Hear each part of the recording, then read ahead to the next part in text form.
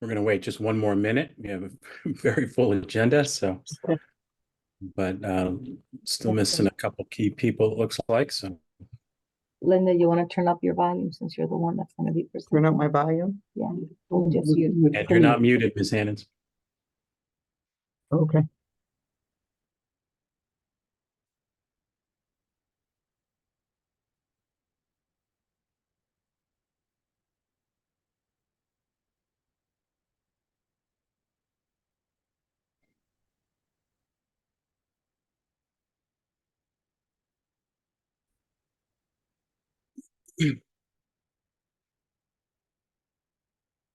All right, I think looks like we have a lot of people in place. Let's go ahead and get started.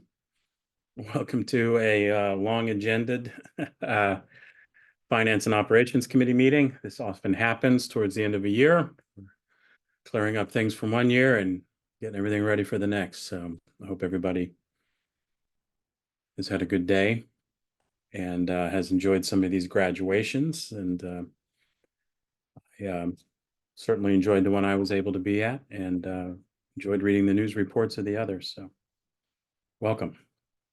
We'll go ahead and jump into the agenda here. First, just as a matter of announcement, we are planning, because there was an awful lot of things, there are still a few more things that we need to try to get in before the board meeting next week. So we are planning, we're trying to nail down the particular time, but we're planning a special meeting, Finance and Operations Committee by Zoom, likely going to be this Thursday, likely going to be sometime after 3:45 p.m. This information will be posted on the district website before this time tomorrow. So trying to get that nailed down, but there'll be a few more items that if we can, we'll get them through before materials are posted for the board meeting on Monday. So just wanted to make that announcement. And then also just as a explanation, because of the length of the agenda, we didn't want to have the discussion items, which are pretty important, drifting all the way to the end, which might be, I don't know, 6 o'clock.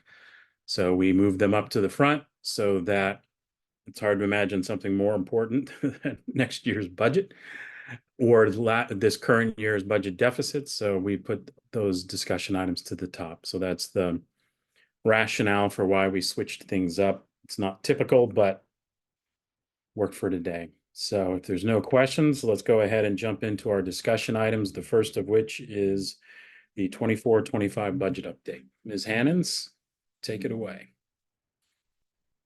And I assume the superintendent and whoever else you need to bring in for this. And you did. You did. Yeah. Okay, I think Dr. Negron is taking the budget update. Is she here? Yes. Yep. I'm here, Linda. Okay. Good afternoon, everyone. In terms of the budget update, the last time we spoke, we had shared that we have been continuing to look at how to best mitigate the 11.8 gap that we are looking at for 24-25. This week, we have continued to look at opportunities inside of right-sizing strategies, which we believe are going to be able to give us a few more dollars. Also taking a look at positions inside of central office, meaning that they're deployed from here. They still service schools, but they're deployed from here at central office. So that is where we are looking at those opportunities. So right now, we're still looking to mitigate anywhere between 4.1, but we're getting more optimistic that with those realignments and reductions, that Linda and I are feeling confident that we're going to be able to get close to that 2.8 or 3 million. So by the time we get to Monday's meeting, we're hoping to be able to bring you a budget that is still not going to be up to 0, but definitely less than the 3.8 that we started with at the beginning of the school year. So that is the update that we have for you today. Okay, are there comments or questions from the committee? Okay, so my question is, so it sounds like we're getting close, but we're also close to the end of this fiscal year. And I know in the past, because we've had to have arranged for special meetings around the last day or two of the month. This is our last F&O meeting. There's only one more board meeting. So in order to pass a budget before the end of the fiscal year, before the start of the next fiscal year, are you anticipating we will need a special meeting? Or can we get clarification of if our 24-25 budget can move into the first weeks of July, which I don't know that we've done that. So taking into consideration information that was provided at an earlier FNO, expressing right that we don't want to go into the 24-25 with as large of a deficit of a 3.8, because I think FNO and BOE were clear that you would not, in your responsibility as a Board of Education, you wouldn't approve a budget that would have that large of a deficit. That is why finance and all of us have been continuing to seize opportunities. So again, that is why I'm saying that I'm hoping to be able to bring you a budget proposal at the next meeting on Monday. It's not gonna be zero, but we're trying to get to at least something between like a close to a 2.8 that I'm hoping you will be able to approve so that we can begin the year, because we know we have to get things started. And then from there, we would continue to seize opportunities, continue to mitigate throughout the year. But I think we've done our due diligence, and it looks like that's as close as we're gonna get. Okay, And my follow-up. that, and I'm sorry, Mr. Wilcox, even with that, continuing conversations with unions that are impacted, and meetings that are continuing to happen this week to ensure that we're carrying out all the communications to the respective folks that are impacted. Many of those seizing opportunities related to vacancies so that we don't have to displace folks. But again, those are all the things that are happening this week before we get to our meeting on Monday. Okay, so my recommendation based on that is, depending on how detailed the information you'll be able to present on Monday, if it's able to be something that we can vote on that's similar to what the board has been able to vote on in previous years, understanding that there's a difference between the budget is presented in the budget book, you know, the big thick document that lays everything out, understanding that there's a difference between those two things. My recommendation would be that we try to broach the subject of if a special meeting is going to be needed. And based on what you're saying, I think that's going to be just very much what's the mitigation plan that can be presented and for what amounts. And just as a reminder for everybody, my understanding is by law, we're not able as a board to approve expenditures beyond the monies that have been allocated to us from the federal government, the state, and the city. And particularly with the city, and we would have to go to the city to get more monies to be allocated if that was something that we needed to do. So we're going to hear about where we are with this fiscal year's budget and how successful the mitigation plans were. And while we've been able to have balanced budgets at the end of the year, starting with a deficit and a good plan, this is going to call into question about, is it still possible to do that? I think can only cut so much before you're into the meat of it. And my final recommendation is it would make, I mean, a lot of organizations, the idea would be to cut deeper than you need and add back in rather than spend the entire year trying to chase a budget, which is the practice here. And I know the realities that we deal with, but that might be something to be considered. Any other comments or questions related to this? Okay. All right. Well, thank you for that. And I look forward to seeing and hearing more information on Monday.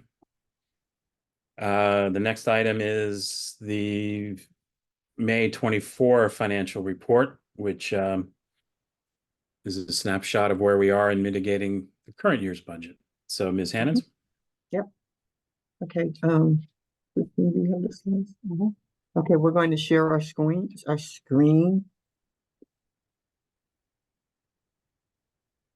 Yep. Mm-mm. Mm-mm. Oh.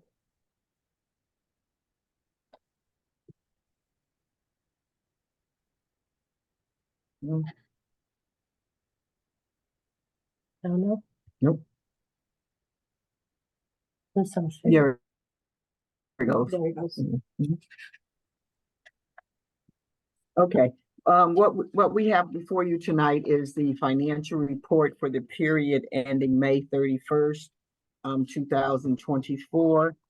At this point, we're at $259 million of expenditures, with general funds coming in at $161 million, which is 79.2% of the adopted budget. And then with special funds, we have 98.2 million, or 69.1% of the current budget. So with the financial report here, of course, this page is always showing you, telling you how to read it. And now we're showing that currently we are still chasing for almost $4 million. We have not put in the third quarter expenditures and quite a few fourth quarter expenditures.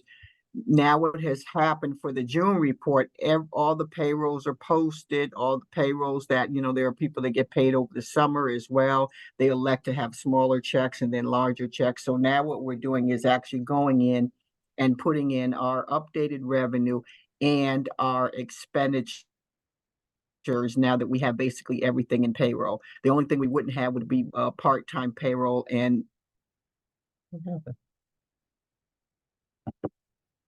I don't know. I can tell you. My machine, mine went blank. Everything went, yeah. We're sorry for the interruptions. We're in another building, so we're having a few technical difficulties. You started again. No, there you go. Okay, all right. So that's where we are now with the spending the with our projections for the general fund operating budget. And I think as I was just saying, we are putting a lot of stuff in. We have canceled quite a few items and stuff. So while we're optimistic that we will get quite a bit of these expenditures down, avoiding any additional emergencies. So these slides here are just showing you where the expenditures are and where the problem areas are, and they are in the same place where they've been all year, which is the salary lines, the transportation line, and the contracted services lines, which basically just carries the tuition costs.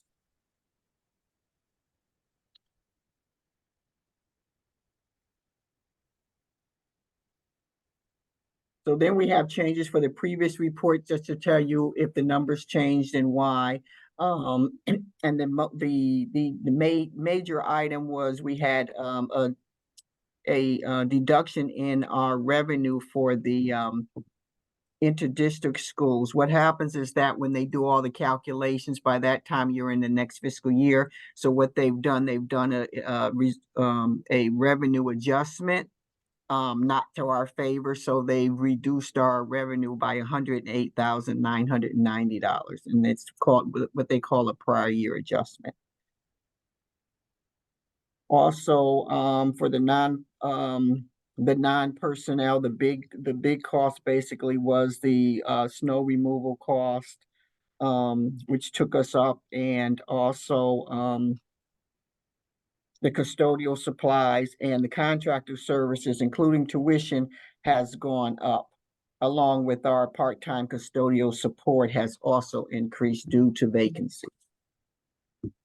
The mitigation efforts are the same as they have been. We have been actively really just canceling items, going through every document that's in the office to make sure that we've received the items. If we haven't received the items at this time of year, school closed today. So we've actually started canceling a lot of orders. And in terms, we've been also looking at contracts that are still open to make sure that the balances that they have on those contracts are actually going to pan out, or they are going to be reduced. But we are not expecting, hoping, praying that we do not have any additional costs that were not originally outlined, except for the ones that I outlined a few minutes ago. And I have asked staff that if something changes, we need to see what changed and why. Our mitigation efforts continue to basically the same with the part-time, and we're looking at funding now. We've been looking at funding all year. We've been trying to, roll back and look at other things going into next year as well as this year. So it's not like a one-year plan. It has always been now and in the future. Again, our utility, oil, gas, and electric has been stable, so I'm not expecting any increases in those costs. The only other cost would be unemployment costs, which we get billed from the city quarterly. What we've been doing on those things too as well, we've been actually looking at the names to make sure that we don't have any folks that are employed and collecting unemployment costs. And if we do, we identify that with the city so that they can take action to make sure and to find out if that is happening, why. But currently, we haven't seen anything that stands out.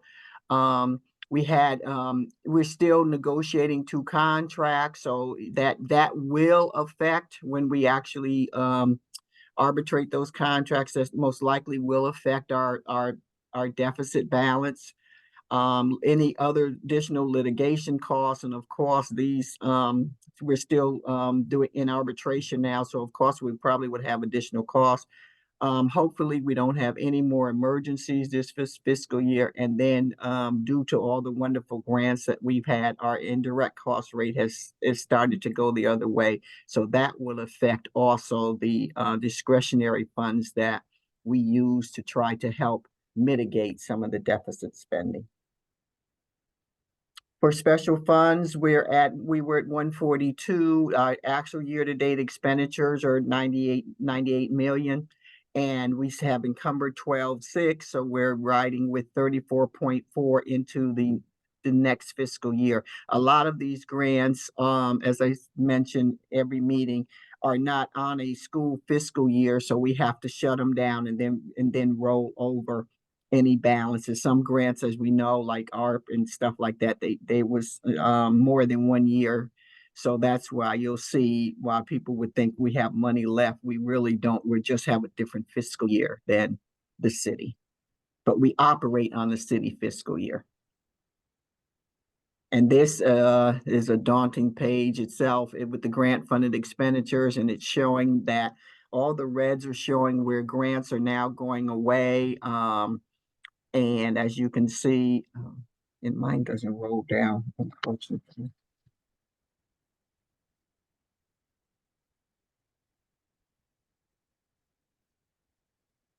You can see from the monthly financial report, the year-to-date change, and so we're looking at over $100 million going the opposite direction.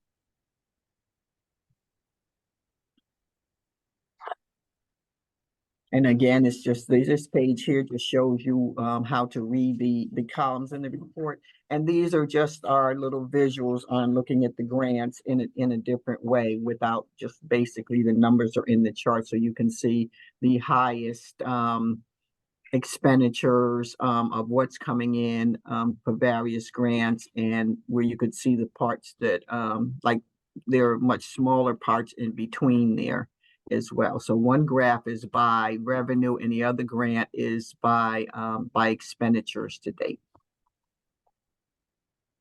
And that basically is my presentation for the May financial report. So I'll entertain any questions at this time. All right, thank you. Are there comments or questions from the committee? Dr. Yarbrough. Yes. Thank you for your work and everyone's work to mitigate the budget and to just see what needs to be canceled and just how final numbers are coming in. I have two questions. One question is, do you anticipate the gap, the deficit to increase or to go above 4 million, or are you anticipating us to get to zero? Well, I would love to get to zero. What we've been doing now is everything that comes in after the fact, we have to make sure that we identify them. Hopefully, we had some deadlines in place, so we're hoping that everyone got their final issues in, so to speak, and anybody that had to go to the board for change orders and stuff, we're hoping that tonight will be the night that this is it, so that we can then actually take those items, and some are in there, tie up, and then we will be able to give a better number. Thank you. And my other question is, under other contractual services, looking out is special education facilities and IT.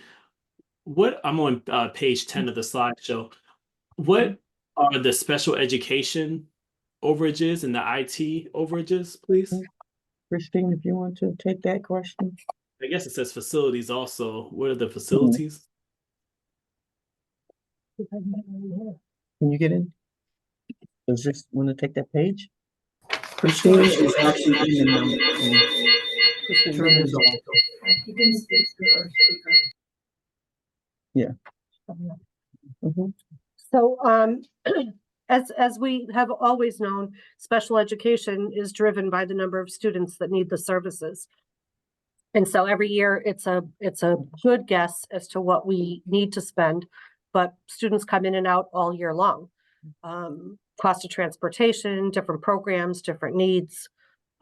It just drives up and down. And it was never fully funded. It's been in a negative all year and ended last year in a negative. We collect revenue. We're looking at tuition costs to charge out for next year to bring our revenue higher. But this has been something that's been constant, and it's constant in every district.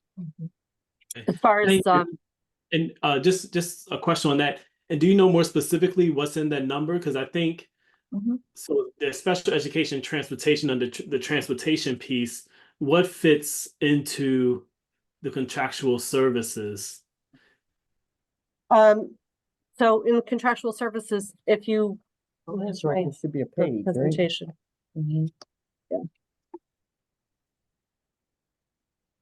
I can give you exactly what's in there. Legal's in there. Oh, here it is. Other contracted services.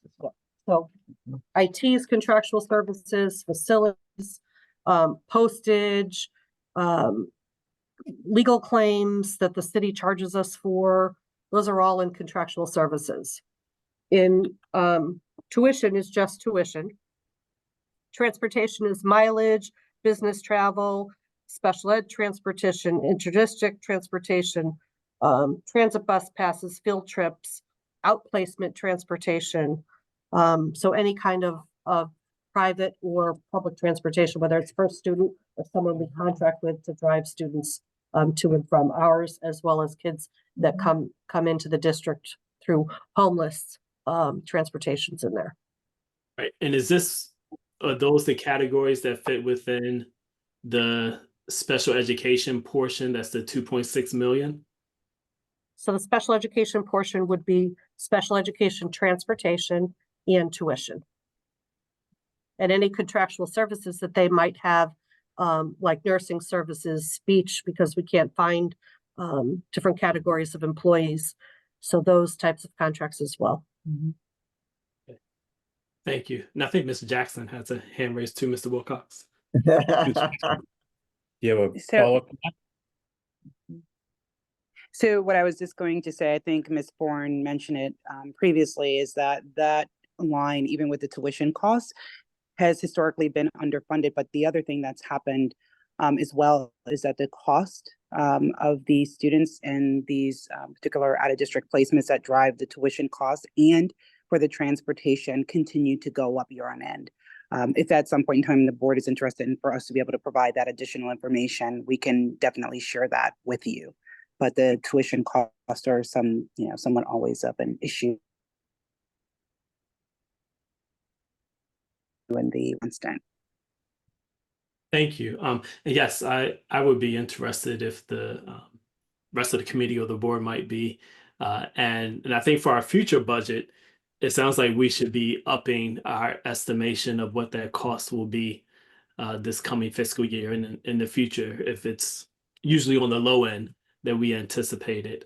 So thank you both for that piece. And my other question is just what's included in the facilities piece and then the IT piece, where there are overages, just trying to see what those may be due to.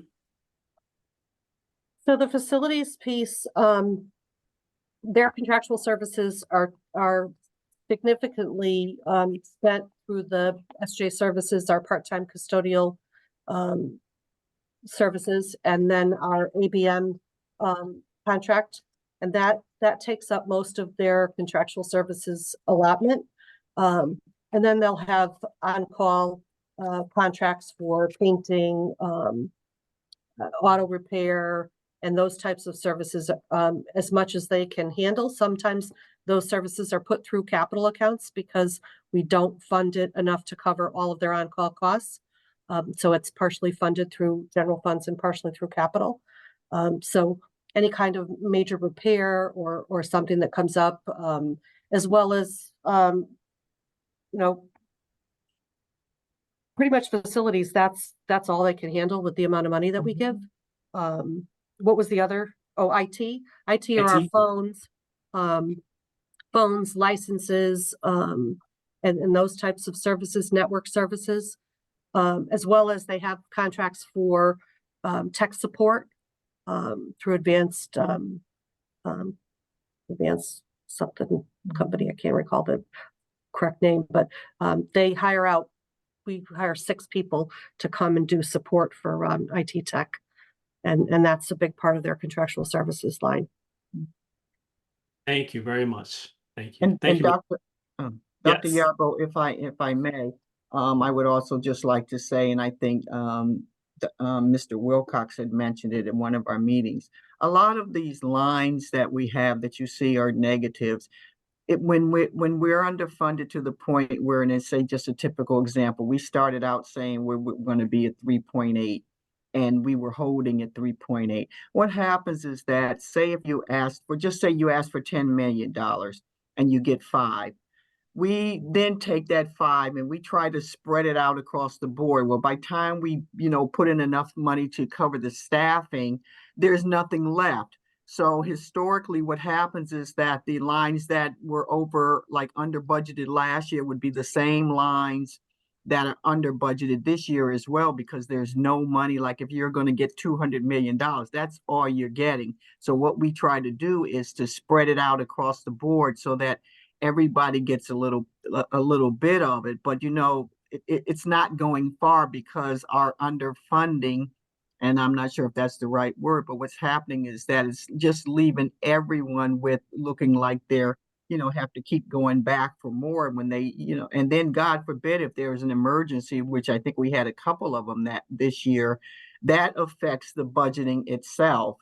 So while, I don't want anybody to think, well, we're just arbitrarily putting money somewhere, we try to look at where the need really is, because we know we have to pay salaries. We know we have to pay this. We know we have to pay that. But we don't get enough to budget those lines like special ed and, facilities and all of that, which just causes, it's like, I was telling somebody, it's like a hamster, the little hamster thing that just keeps going around and going around and going around, and you come out with the same result. And I just want to, mention that to the board that, while we try to, budget at, what people need, it's not really a true budget because you only get so much. And like Matt says, you can only put so much on the system and that's it. And whatever else that you may need, if you're not getting funding for those activities, then there's we just start off in the hole as a Yes. deficit. I just want to Yeah. add one more thing, Dr. Yarbrough. Mhm. Those are also areas that you asked about that don't have revenue attached to them. You know, where some of the other places that you do see a positive balance at the end, they may have some revenue that gets applied to them because we get support through excess cost or tuition reimbursement or something that drives the cost down in other areas, but you don't get the same revenue support for these types of categories.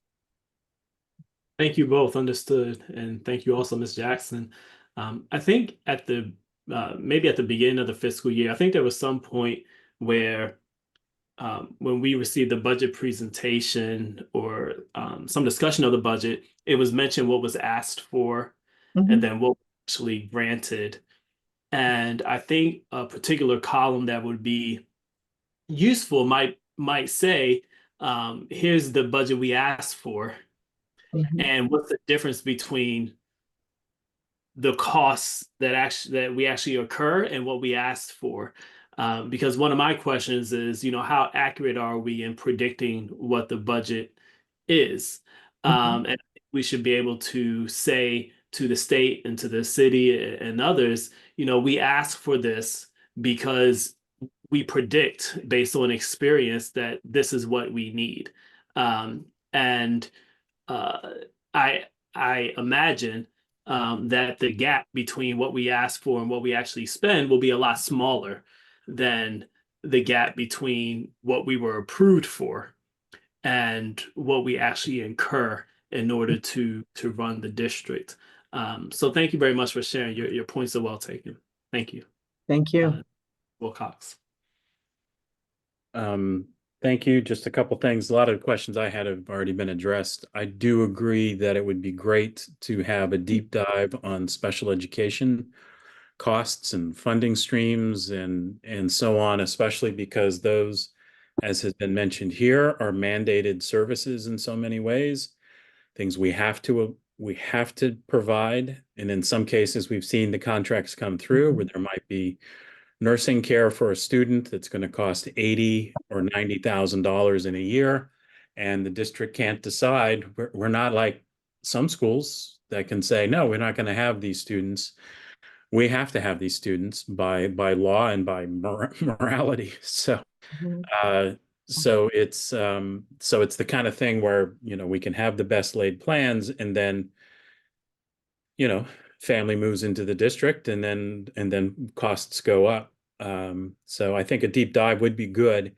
My suggestion would be to let's look at the calendar and when you think Ms. Jackson and Ms. Hannons and have a conversation with the superintendent and Ms. DeMayo about when's a good time for that in our calendar.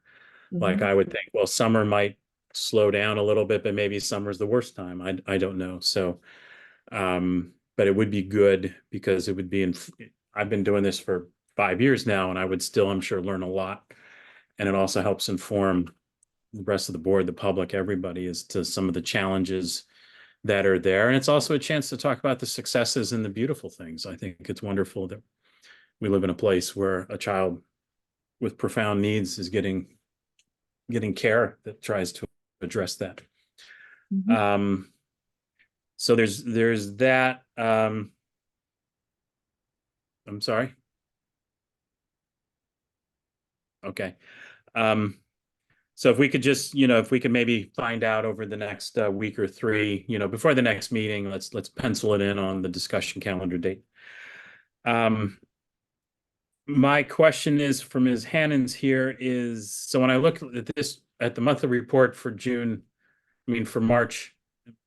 May 2023, we were in a very different place than we are on this projection in May 2024. And I think I heard you saying that, we're just in a different place with the numbers coming in. And so I didn't hear you say we're going to hit zero, but it sounds like you're working on that. So I just want to make sure that I'm understanding that it looks like you're projecting it's going to go down. You just don't know where it's going quite yet. Correct. Right. Okay. Just wanted to make sure I understood that. Second thing is just a reminder on the tuition. So when we read tuition, that I think I heard that it was special education tuition. And when we have students going out of district, which might have income coming into the district, when we have other district students coming in. So it's multiple things in the tuition lines. And just one recommendation on that is when I look at the detailed chart, like the broad chart that's on page 7 of the slides, tuition's one line. But then, it's just so people know how to read this, you have the big picture with a lot of red on it and numbers. And then there is, I think, 3 pages of more details. Mhm. There is in those more details just one tuition line again. And so one recommendation is maybe it's time to just add a little more detail to the tuition line to kind of mark that this is special education tuition or inter-district magnet tuition or whatever is encompassed in that. Okay, yes, we can break that out. Yeah. Mhm. And just, for other committee members, board members, et cetera, and, members of the public, if you have other thoughts or questions as to what, things should be added to this is an evolving document. Very Mhm. different than when I first started, and board members before me that worked with the district to get this level of detail, but we can always talk about adding more items. The final thing is, 2 final things. What if we don't get to 0? I don't know what the process is because in the last several years, we got to 0. My Mhm. first year on the board, we knew we were not going to get to 0, and Mayor Harp worked with the alders in the city, or Mayor Harp found money and some funds that the city had available, and that's how it got taken care of. So I'm just wondering what the process would be. Well, in the past, this year rather, we've been working with Michael to see some of the costs that can be defrayed, or like say if the benefits, because the city pays the benefits, so maybe they won't look for the whole amount of the benefits. We have a few things that we need to talk to the city about to see if we can reduce some of these costs. Okay, so it sounds to me like what you're saying is you all are in negotiation, you communicate with the city Yes, yes. throughout the year, and so the city is aware of where we are. Yes. And I And think he had reported, I think either 3 or 4, but yes, we've been working with the city to try to see what costs that they may charge us, that they can say, okay, Linda, well, maybe we'll only charge you 50% of the cost. Those are just some of the ideas. the final point I'd like to make is just follow on to one that was one of Dr. Yarborough's points, which is our cost assumptions that are baked into this budget are being challenged all the time, either in Mhm. terms of the cost of contracts and supplies that are going up, Mhm. or in the not allocating more funds when we can project that it will go up. So Right. it is a bit like, I don't know, it's the hopes and prayers budgeting method when it comes to this, hoping there won't be a crisis, hoping a boiler won't fail, hoping weather holds out, etc. So Right. I really think we really need to have these underlying assumptions looked at. Mhm. So if we know something is going to, if you look at special education as an example, and you know that transportation costs for special education just are going to be this number, Mhm. my suggestion is that number needs to just be put in the budget, even though that reduces the amount available in other areas. Mhm. Otherwise, we have change orders, we have amendments, we have things coming back, and it looks like other things are happening as opposed to it's just the original allocations are just not sufficient because the budget's not sufficient based on the need. So Right, and we have been, well, for the last year or so, we have been working with special ed, looking at their costs and seeing what we should be billing versus what other towns are billing. So that's one area that we've started working on, and we're doing our cost increases as well to just see where we are, because special ed, the number, it puzzled me too. So I said, well, let me get into this and let's get into the weeds of what's going on, why, what's really in here, what can we do to increase our revenue as well. So we have been working on that. And there are, like you said, there's just not enough money. And when you get to a certain point, you just have to stop. You can't add anything to it. There's nothing to add it to. And unfortunately, we can't put anything more on the budget than what is actually been approved. So that's where our challenges lie. So like you said, by the time if we get $500,000, then of course you just can add it to personnel and there's nowhere else to add anything. We've already, in my history and being in this position here, I found that a lot of the programming is not covered by the local budget. The bulk of the program, if not all of it, is covered by grant resources. So when you look at the general fund budget and you try to say where you can cut, it's just not, I mean, it's already underfunded and we're looking at cutting it additionally. And, while that's not a way to operate a budget, it's like, what is the answer? And the answer, we don't know what the answer is, but we are trying everything, looking under every rock. Having many discussions, and I want to, take this opportunity to thank the board and the team, because everyone has really tried to help and given us ideas and stuff. But the issue that really just comes down is that because we've been overfunded and we've been heavily reliant on the grants, we just need a whole entire overall, basically, to see where we are. And I think when you look at it and break each number down, you're going to be shocked for the amount of money that we actually are trying to work with. And everyone wants a piece of the pie, and the pie is just so lean. I mean, right now we have the shell and no filling, so to speak. Can I just add to that Tiffany and her team have worked incredibly hard all year, negotiating bills that come in and trying to get detailed information and pushing back on what services are required and we need to pay for, and the costs of each service, to the point where just today they were able to turn back $60,000 through negotiation of closing out some end of the year contracts. So that's where this number is going to fluctuate, hopefully down, as we go through each of their many services that they receive, that they have to hold to see whether or not certain students get summer program the last week of June or not, which programs have those services, whether or not they need transportation. So they're finally closing out all of those things that will bring us hopefully down a little bit. But it's a challenge all year long to balance what the students deserve and need and what those costs associated with it are. Thank you, Ms. Bourne. And of course, we're not even touching what the students deserve and need.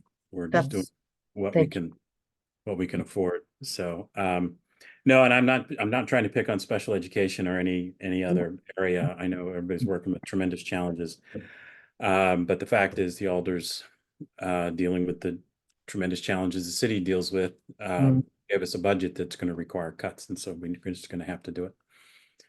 And continue on and do the things that the superintendent committed to in terms of having the community conversations to look at where the schools are and looking at that in terms of the buildings and those things, which I'm fully also committed that requires community conversations and discussion and done with people who are most affected. So it's going to be a tough year. Yeah. All right. Anything else on this item? All right. Looking at the next item is the procurement policy update. I'll just say one thing, and then if anybody has an update, please let me know. I've been seeing some emails trying to nail down the meeting time this week or early next. The appropriate people. The challenge is it is everybody in terms of corporation councils, various parts of the city procurement. So I know people are working, trying to nail down a final date or deciding who can we meet without. And so I don't know if there's an update to that or if we don't have an update quite yet, but I have seen lots of evidence, people chiming in and people taking this seriously to nail down the time. Attorney Alexiadis. Yes, I didn't really just follow up on that. And the reason that Mr. Wilcox is seeing so many emails around is because there have been a number of stakeholders on both Board of Ed side and city side that have been identified to be part of the conversation and part of the work on the revisions. And it's hard to schedule all that many people at once. So particularly this time of year, when the same people that are involved with the policies are also the same people that are working on budget mitigation and year-end closeouts and all that. So we have and so now we're trying to break up the meeting the big meeting into smaller meetings, because that seems to be the only way we're going to make it happen. But we have several dates identified for next week. And we hope to make some progress next week. All right, and just to reiterate, it's people in the corporation counsel's office, members of the purchasing departments, city controller or comptroller, whoever Mr. Gormany's position, whatever that was. So it's all the key people, as well as key people in the district's financial and purchasing operations. So, all right. Right. Any Yeah, so comments or questions? on the Board of Ed side, we defer to the administration for who they say needs to be involved. Right. And administration's identified those people. So all sides, all parts have identified who has to be there. And any other comments or questions in this item? All right. Thank you. Okay, we will move into, so that's the end of the discussion items. We'll move into the action items. There is a lengthy list of these. I'm just going to ask everybody to be quite succinct in their descriptions. We're going to try to move through these and are asking our questions. I don't want to cut anything short. So if it takes, I don't know, 20 minutes to talk about an item, I'm committed to spending 20 minutes to talk about an item. But if an item only needs a minute, then I'd prefer that we have it done, because it's already getting to be 5:19. So some of these might require some discussion, some of these might not. So if we could just be as succinct as possible. We will also be dealing with some of these as a group, because there are several in a row that are just changing. No change in the funding amounts, no change in the work, no change in the vendor. It's just changing the account numbers to where things are being charged. So with that, we'll ask the typical question. Are there any questions or comments related to the four information only items? I had none either, so we'll go ahead and move to item 4.1, which is a change in the authorized signatures, recommending to add Dr. Negron and is it Juanita Mazik. Because of the departure of Mr. Gormany, we are required by the state to designate more people. So this is listed as Mr. Young.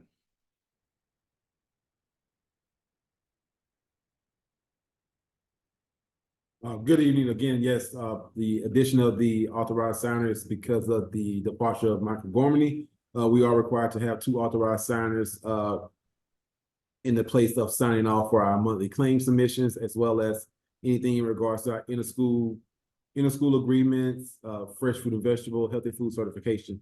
It does require those signatures. It does take the director out of that picture. So having those authorized signers in place allows us to remain in compliance. Thank you. Comments or questions from the committee?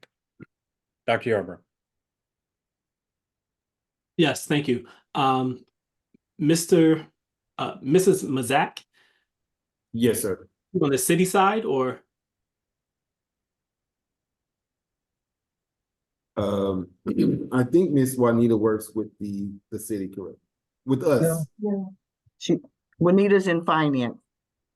Okay. Do we need someone on the city side? Like, does it need to be somebody on the city side and on the district side, or? No, there's no requirement for that. Okay. Thank you. All right, thank you for that. I also thank you, Mr. Young, for this memo, which I found quite informative. I also appreciate that you had the actual paperwork so that could be reviewed. and that you made sure to be clear that this is required of us to do this, and to clarify that this is so that we can invoice the state for things, and that this is separate. This does not mean that they can bypass the board process for approving spending or contract amounts in the regular purchasing process. So I appreciate that. I think functionally, I mean, we can move to send this to the full board. Ms. DeMayo, I think this should end up as a separate action item, just to make it clear. And we should probably have a motion prepared. I imagine it's going to be something along the lines of, motion proving that those two folks as signatures, people that can sign and executing the CSD's authorized signature form, but whatever the proper language is, because I just want to make sure we get that right. So it'd be great. I don't know that I could take a stab at that. So my request is going to be maybe Attorney Alexiadis, or I just want to make sure that we get it right. So if we could have that, and then in enough time that it could just end up on the agenda so everybody could see it. Does that sound good? Thank you. All right. Hearing nothing else on this, we'll move into 5.1, which is an memorandum of agreement with the paraprofessional union. And this is labeled as Dr. Negron.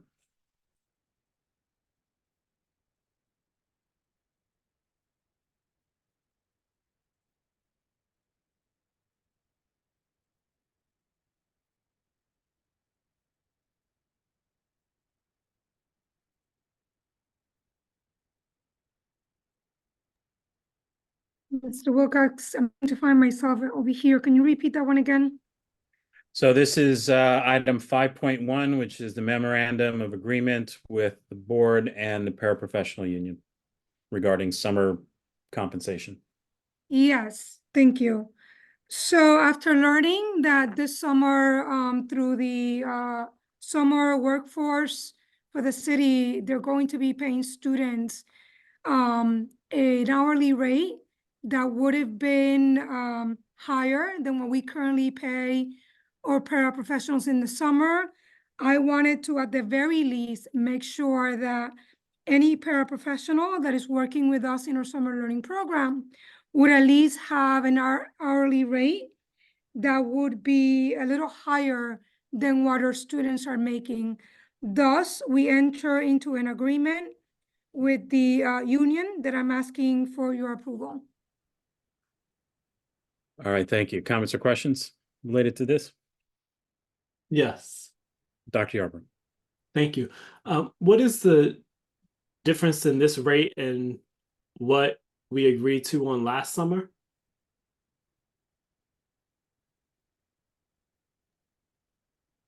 So, Ms. Go good. ahead, Ms. Sanders. Okay, I think I'm.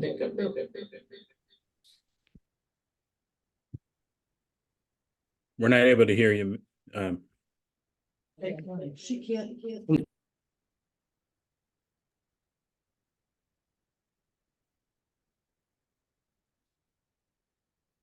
Okay, good evening, everyone. The rate of pay last summer was $25 an hour. And so the MOA that you see before you today is for $23 an hour. Thank you. And Dr. Yarbrough, I just want to remind you that again, last year, the district had access and flexibility related to ESSER dollars, which again, we no longer have. Thank you. Oh, all right, thank you. My question is, what would this have been if this MOA was not going to be in place? What would the hourly rate be?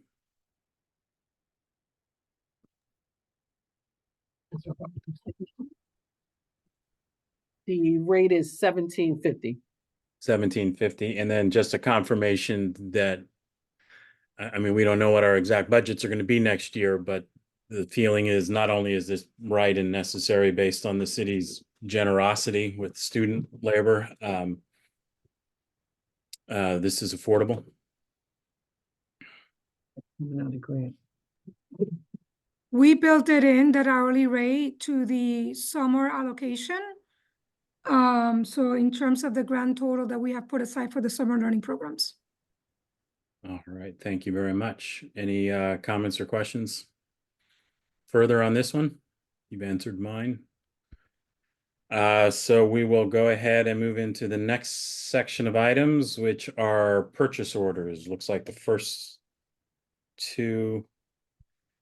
So this is Mr. Wen, and the first one is for Severin Intermediate Holdings, which is Power School, and then related to it is 6.2, which is another section of Power School modules. So, Mr. Wen? Yeah, so I'll start out with the second one because it's the overall Power School student information system. This is normally done by IT, but I've decided to assist in this case to talk about what the student information system does, which is assist us with the state compliance reporting, which is big help with the attendance, the teacher course student reports, physical fitness, educator, food certification, and in addition, with the district with transportation, as well as with the submission of electronic grades. So it speeds up the process and it really touches the whole entire district. The second part is with the subscriptions. So that's a second part where it talks about the enrollment e-collect, which allows us to submit forms to our students and families with multiple languages. It's more user-friendly with the enrollment process. It also allows us to have more reliable student data as the parents do that with the registration process. We also have Perform, which is the educator evaluation form, which allows us to use that information to submit it to the state. Naviance allows our students to input their post-secondary goals. And those are pretty much our subscriptions in that case. I remember last year you brought up a question of getting additional pricing.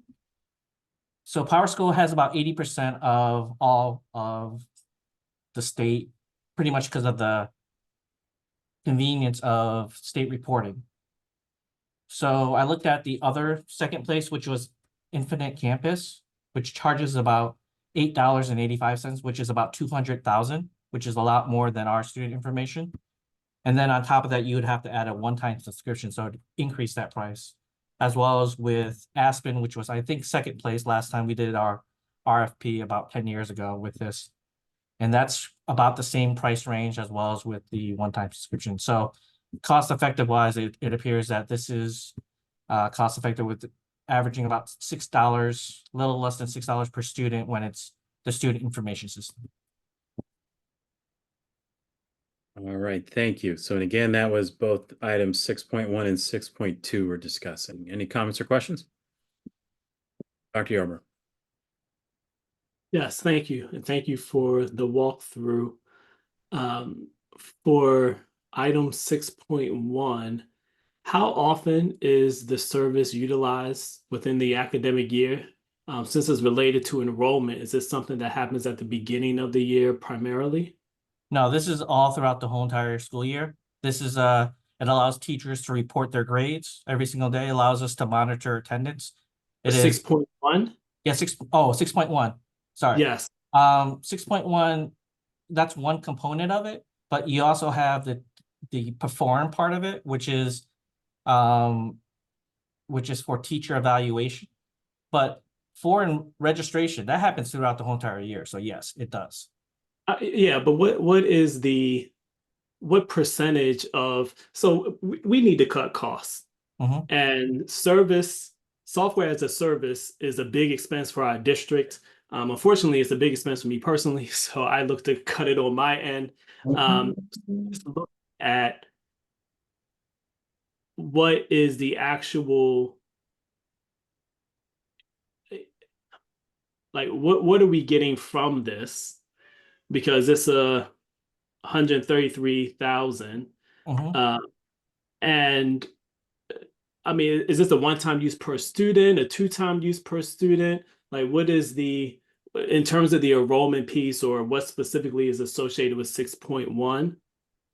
So with well, enrollment is one part of it, and then filling out the forms is another part of it. But with the enrollment part, the registration, we receive students throughout the whole entire year, and we withdraw. So that also helps with the whole entire process there. In addition, one of the subscription then is with Naviance, which allows our students with their post-secondary plan. So they also input that, and that's throughout the whole entire year as well.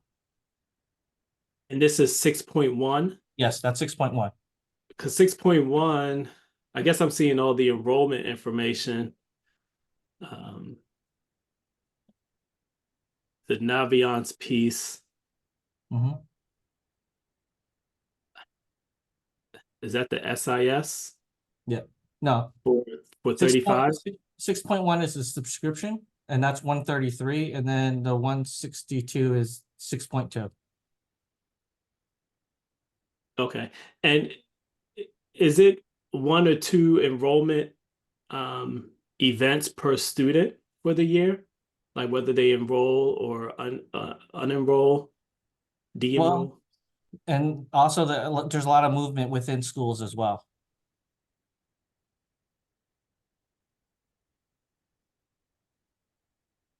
Okay, I see the ease of this. But I think we're looking for somewhere to cut cost. This might be a place. I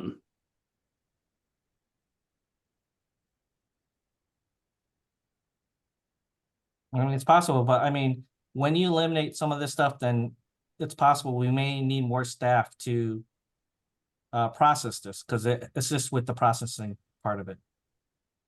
Right, and this is an enrollment, so it's a one-time. I see that this particular 6.1 and the documentation is broken down, so each of the maybe 5 or so components has its own cost to it. Yeah. The different enrollment pieces. So I see that. So it looks like it's Yeah, because the enrollment cost is 22,000. I'm sorry to interrupt you. I apologize. No, would you say again? I'm sorry. The enrollment total cost is 22,600. Yeah, but then it's enrollment in different languages, pre-population. So okay. I'm sorry, to interrupt. Go ahead. No, I should be finished. Thank you. Okay. No, I deal with software service a lot too, and it is frustrating, but it's also, divided out by close to, more than 19,000 students. So, it's about $1 per student for the enrollment. I guess my question is understanding that, as Dr. Yarborough points out, that we need to make cuts. This, in some ways, this software must be so fundamental to the district that understanding that you're going to have to cut in other areas, maybe even a person or people, that this is fundamental enough that this has to be here. I just want to check that assumption of mine. Yeah, I think that's true. I mean, the amount of state reporting that we have to do, it has sped up the process, and it's integrated with this, and they work with the state of Connecticut to have daily updates for it. All right. And the question, so I certainly understand that part there. My question is, you had mentioned looking at some other vendors, and my question was that looking at that and the pricing you mentioned, recent pricing or going back to the last time the district looked at this? No, that's the most recent pricing. So I contacted them within the past month to find out how it compared with Power School. Okay. All right. Thank you. Yeah, no problem. Are there any other comments or questions related to 6.1 or 6.2? Dr. Yarborough. Yes. I still think we should, since Power School is a la carte, it seems like, at least from this pricing sheet, I don't know if they group everything together and then charge one rate. I still think we should check everything, and things that we can push back on and not include, we should not include it. I don't know if they have a monopoly to the extent that they're so widely used, but we do use it a lot, and it seems like we try to integrate a lot of things with it. And it also seems it's very integrated with our district, powerful for reporting purposes, etc. I guess the way that I'm looking at everything that comes through is just, is it necessary? Can we get rid of it? Can we modify? Can we go back to them and say, can you do something different? Because our board's not going to fund this. And to the degree that you also do that, then, I don't have to do it as much, but I'm raising a question because it comes across my mind. So, thank you. Before I go to Dr. Negron, I'll just suggest this would be a great place if we could have a memo prepared that just outlines what just like the Power School memo, these are the pieces that we're using, and these are the reasons for it and why it's important. I think that would do two things. It would provide some information succinctly, and it would also give us a chance to see how it's used in the district. I think it also shines a light. I mean, it's big numbers, but then when you look at the individual pieces, it ends up being, $1 or $2 per student per year. There's just a lot of pieces that add up. So I think that would be great. I'm not expecting like a giant thing, but just like, this is what it's for, and this is why it's so important, I think would be great. I don't know if that might help address some of your concerns, Dr. Yarborough, but seems like it would provide some details there. Dr. Negron? Yeah, I think you covered it, but I just wanted to reiterate, right, that every school district needs to rely on a core student information system. And like you said, Dr. Yarborough, over the years, Power School has pretty much become a monopoly in this educational space. But unfortunately, these are all the types of reporting mechanisms that we need to be able to effectively do the job that we have to do, and also be able to report up to the State Department, like John already mentioned in his report. So I am with you in terms of looking at every subscription and trying to save money there. But sadly, though, I don't believe that Power School is one where we're actually going to be able to do that, because we are so heavily reliant on what this tool needs to do for the essential work of what it means to have the student information system. Understood. Thank you, Dr. Negron. All right, thank you. So it sounds like we'll get a memo and that it'll be posted with the materials for the full board meeting. I would appreciate it if it could come to the committee before that on Thursday, so that we'd have a chance to review it and ask any further questions. I think that's always good. We sometimes are able to catch questions if it's not addressing what we're asking for. Okay. And speaking of monopolies, we're going to have Microsoft licensing coming up here in a moment. So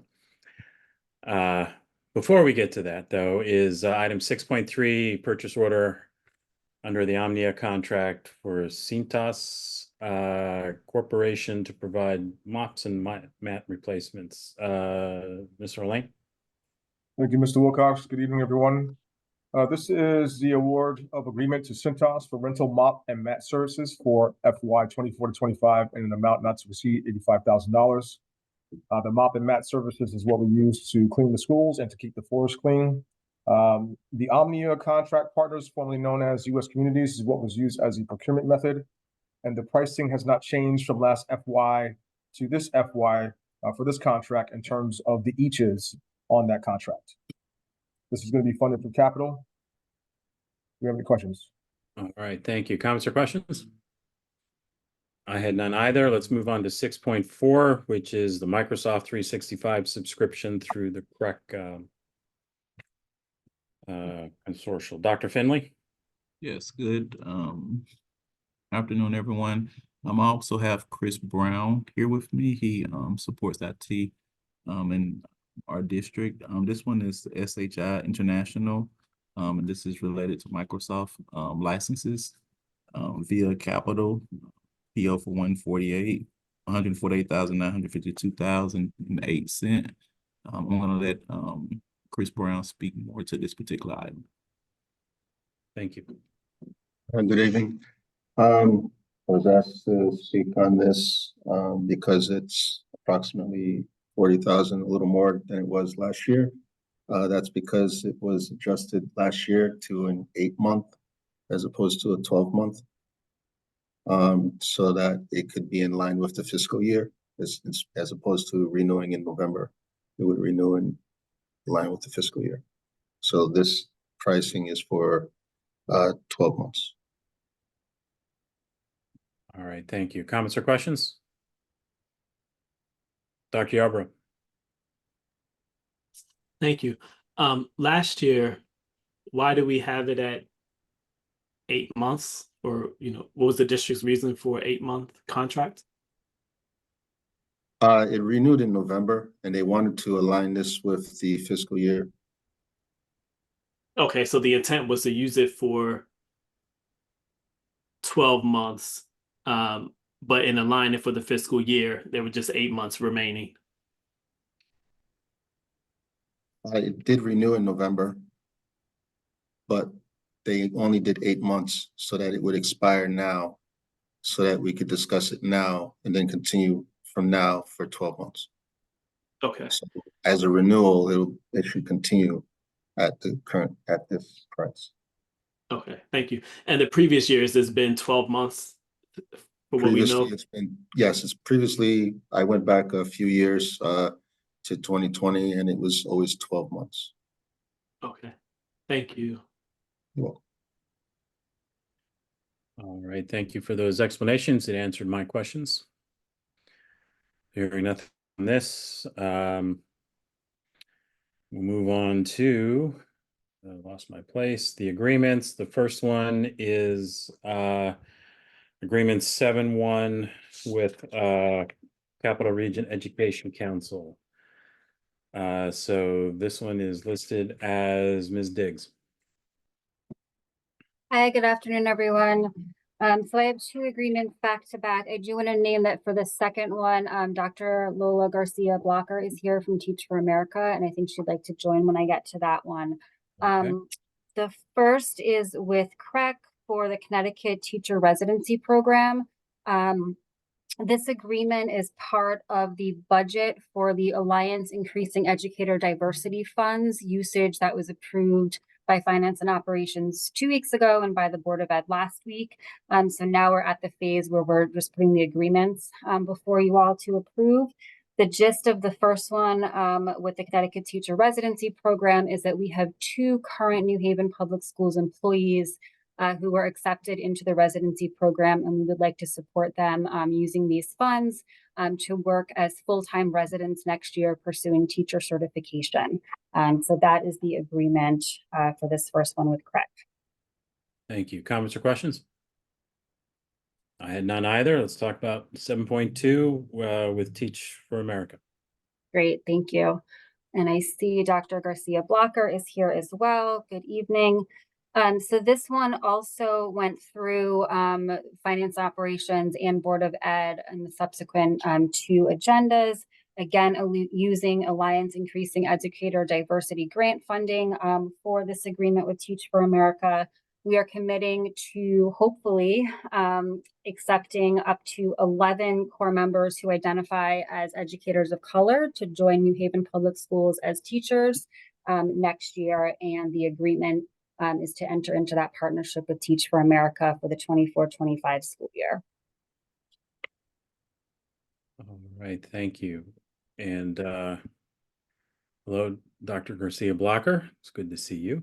And Likewise. just seeing, are there any comments or questions related to this? I'll just, as a comment, I'm glad we are trying several different ways with this contract and the next, and even the 7.3, which we haven't got to yet, various efforts at recruitment and training staff and helping people get their certifications and move into those jobs or get extra certifications. So I think that is a good thing. So thank you very much. Great. Thank you, everyone. All right, hearing nothing else on this, let's move into 7.3. And this is Ms. Jackson. This is with Correct. correct. Yep, so this is an agreement for 29,400. It's a part of our growing program for folks to become special education teachers. So this contract amount allows for us to pay for 3 professionals who are interested in becoming special education teachers through cross endorsement. All right, thank you. Comments or questions related to this? All right, hearing none, we'll move on to the next one, which is 7.4, which is an agreement with Scenario Learning. Also, Ms. Jackson. Yep, this contract allows for us to do a couple of different things. At first, it allows us to send out modules to to our staff as it relates to topic areas that are important for us to make sure that folks have some training.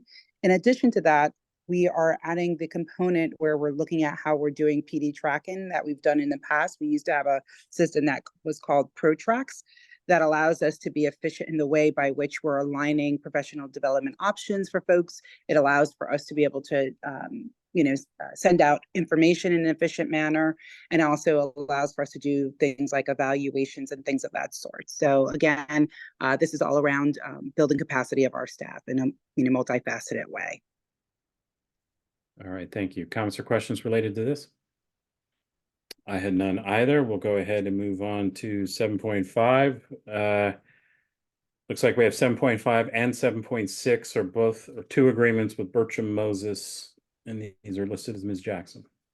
Yep. So for the first one for Bertram Moses is $50,000. That's more for our what we call general legal services. So it's a range of things. Could be from CHRO complaints to any general education type of matters for the most part. And then Mr. Wilcox, are you okay with me talking about the other one, or do you want me to stop let's and then handle them move on? together, and then we'll talk about them as needed. Together. Yep. And then the second is for specifically as it relates to special education matters.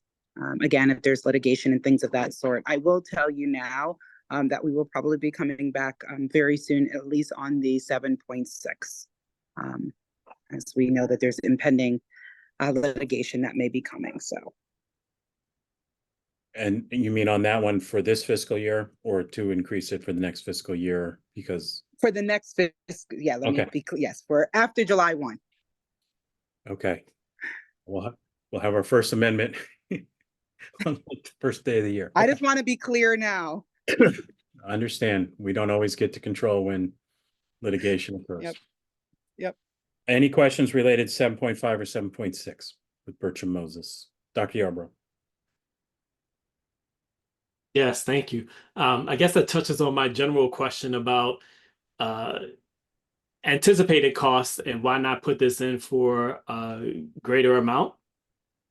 Sure. So right now, I think that we, I would like to say that we're going to resolve matters. So it may be a little premature, but like I said, again, we certainly will be coming back, Dr. Yarbrough. So I think that's the thinking behind it, that we're hopeful that maybe not, but again, we may be coming back to you, and we'll do that sooner than later. And it's thought that thank you. And it's thought that the return or the request for modification would be 20% or lower? I'm not sure. I would like to say yes, but I think that would be a little premature to say. Thank you. Thank you, Mr. Wilcox. All right, thank you. I don't have any questions on these. So we'll move on to 7.7, which is an agreement with ACES. Yep, I'm good. Oh, sorry, go ahead. Oh, no, go ahead. No, I was just going to say I'm asking to pull this contract at this point in time. There's just things, I have another amendment that's coming up, and I have some things that I just need to resolve with this vendor prior to moving this forward. All right. So administration is withdrawing this at this time. Imagine we'll see this maybe in our next meeting. Okay, let's move on to 7.8 then, which is agreement with Arts for Learning. So this is Ms. Lumpkin or Mr. Tabaris? Oh, there's Ms. Joseph Lumpkin. Yes, good evening. And I would say that this presentation kicks off our summer community partners contract agreements. As you know, this year we have embedded our community partners within the academic program, and we are thrilled to be working closely with Ms. Red Hannons and her team, Karen Lord in particular. We are excited to collaborate with partners who have established a strong partnership in engaging with our students from previous engagements throughout this year.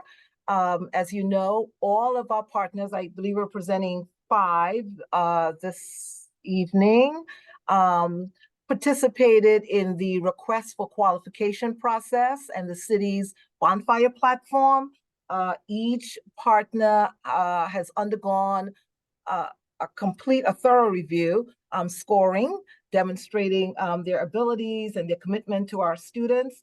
The scoring process included our staff members, community partners were part of the scoring, as well as a parent.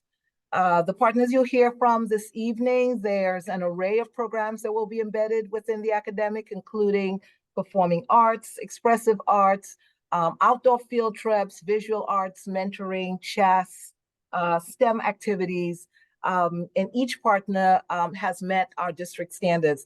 I also want to say that we ensure that, as you know, our after-school programs all go through the after-school program practices tool, which is developed by the National Institute of Out-of-School Time. And we ensure that we are studying, observing, and giving feedback to the quality of programs that research suggests should be occurring. So we're looking forward to a fun-filled program, and Arts for Learning is one of the programs that will be providing expressive arts. As I mentioned, they will be embedded within the academic program, engaging students in their unique forms of arts and offering instruction in arts as well. All right, thank you. Comments or questions related to this? Dr. Yarbrough. Yes, thank you for the walkthrough, the update on the new process that's in place, and also attaching the evaluation forms from what was done previously, as well as the description of what's coming up. Just a basic question for this one and the other ones. These services for the summer, I guess my question is, these get applied to the upcoming budget, the new budget? And so that's the question. And then my question is, after that, do we have the budget for these as outlined? So these programs, and I know that Ms. Red Hannons is on, these programs are funded through the ESSA program, and we have been presented with a budget that is very specific to the summer program, which we have used to identify and fund the program activities. Thank you very much. You're welcome. All right, and so that means that these are not going to be funds that are available to us next summer. So it's going to make it all the more important, our budget next year, to be able to afford things like summer programs. Yeah, appreciate this and all the overview. Just want to remind everybody that at the first meeting in January, Ms. Joseph Lumpkin and her department gave a thorough overview of their process and their goals with this. And then since then, they've also moved to where they're also using the city's, it was Bonfire, it moved to something else. I'm blanking on the name. So further refinements to that process to make it even easier for people to find. And as I recall, we had good turnout in terms of people applying for the funds in the spring. So looking at number 7.9, this is an agreement with Clifford Beers. Ms. Joseph Lumpkin. Yes. So the Clifford Bears agreement is connected to the Farnham Outdoor Camp, which is a 72-acre camp located in Durham, locally owned here by Farnham. And we are very excited that we are able to embed this within our summer academic program as well. The way this agreement is structured, about 300 students, at least 2 of our schools, will be rotating through the summer camp each day, giving our students a wonderful opportunity to have outdoor experiences, to participate in that, hiking and outdoor and fencing and a variety of activities that our students otherwise would not be exposed to. And of course, there's a beautiful swimming facility there, beautiful camp facilities.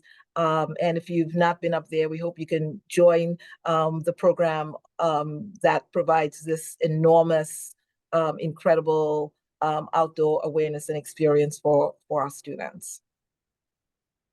All right, thank you. Comments or questions? Thank you. Always supportive of getting kids a chance to get out of town and see the world a little. Moving on to 7.10, which is an agreement with Gateway. Mr. McCain. Good afternoon. Sorry about my camera. I can't seem to get it to work. But this is an agreement with Gateway Community College that we had since the beginning of the year to allow our teachers to teach Gateway courses so students can receive college credit in manufacturing program. So this would provide students as sophomores 9 college credits, up to 9 college credits, and for freshmen up to 6 college credits. All right, thank you. Comments or questions related to this?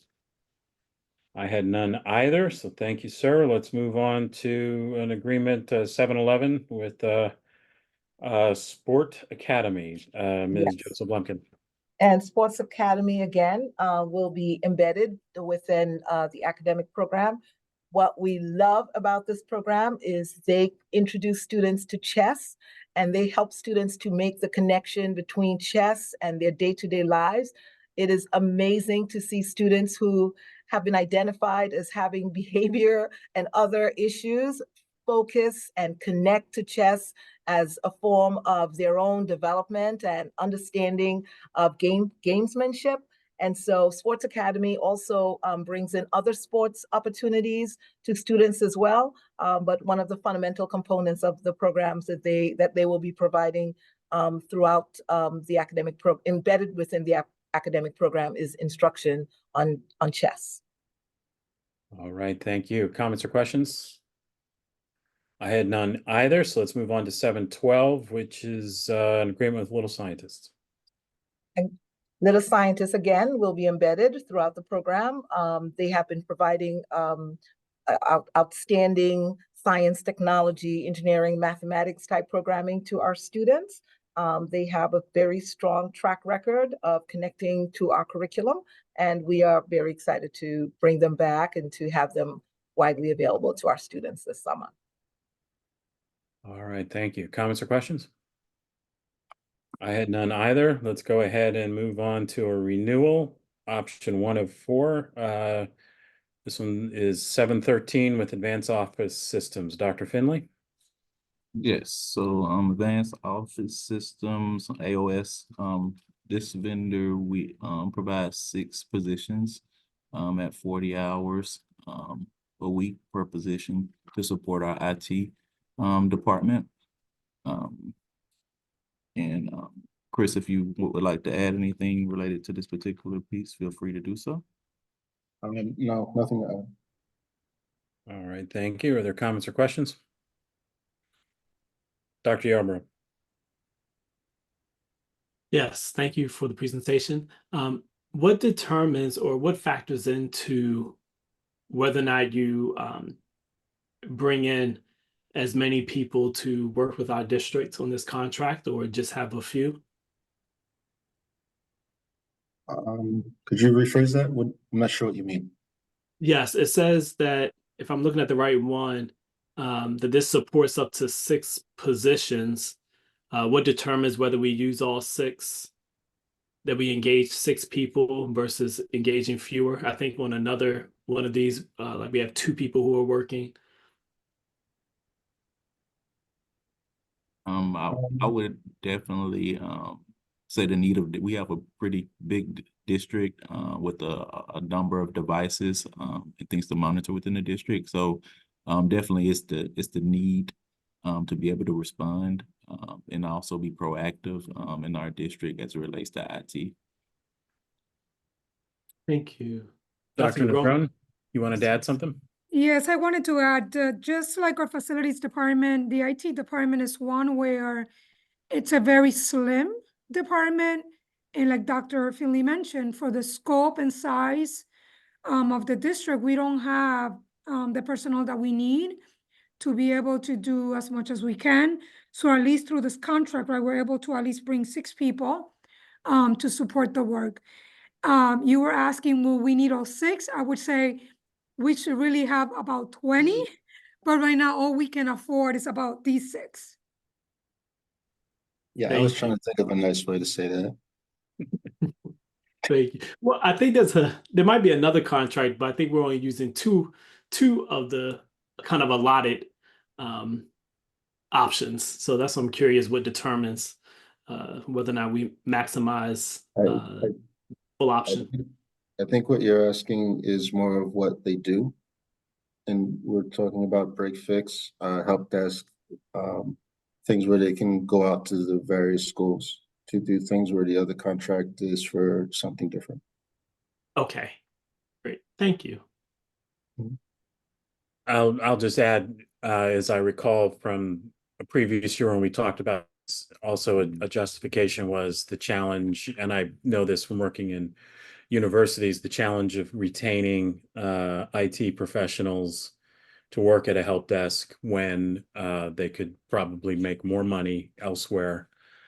So managing the turnover and having a company that's dedicated to this might have better luck at finding and retaining that, since they're specialists as opposed to where the district is. So yes. All right, so we'll move on to 714, which is also an agreement with Advanced Office, AOS. This is for server maintenance. Dr. Finley? Yes, so this one, our CTO, he would like to withdraw this one. Okay. Withdrawing 714. Okay.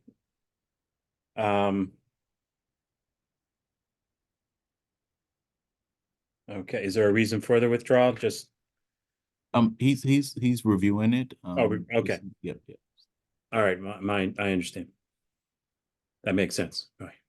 These budgetary times, please review everything. So, okay, so 714 is also withdrawn. So we will move on to 715. This is an agreement under sole source with Active Internet Technology. Dr. Finley. Yes, this is final site, Active Internet Technology. And Chris, I'll let you speak to the services that it provides a little bit a lot. So I'll let you speak to it in a short form. This one I'm not fully familiar with. I'm still trying to catch up with everything over the last few months, but from the tool, it looks like it's a tool that is used to send mass messaging notifications out.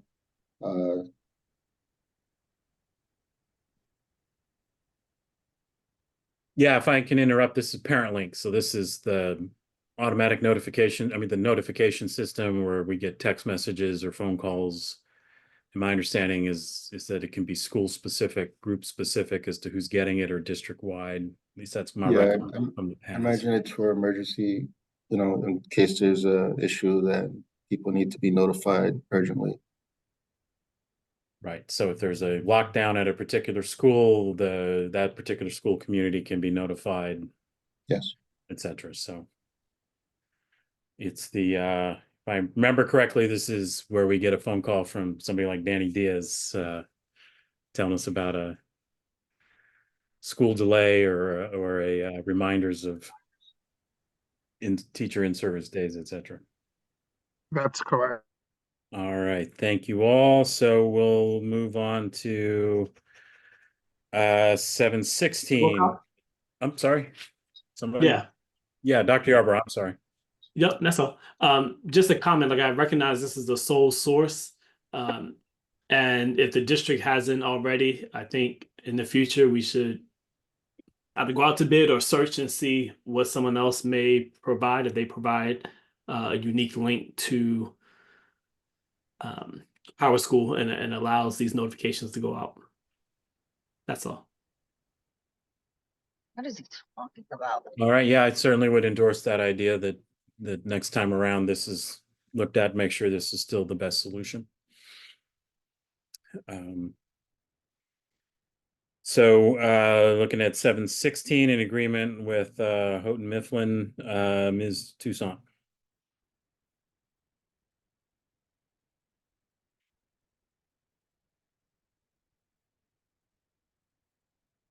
That's actually, sorry, my thoughts are in the background. That's actually going to be Ms. Swingler, Okay.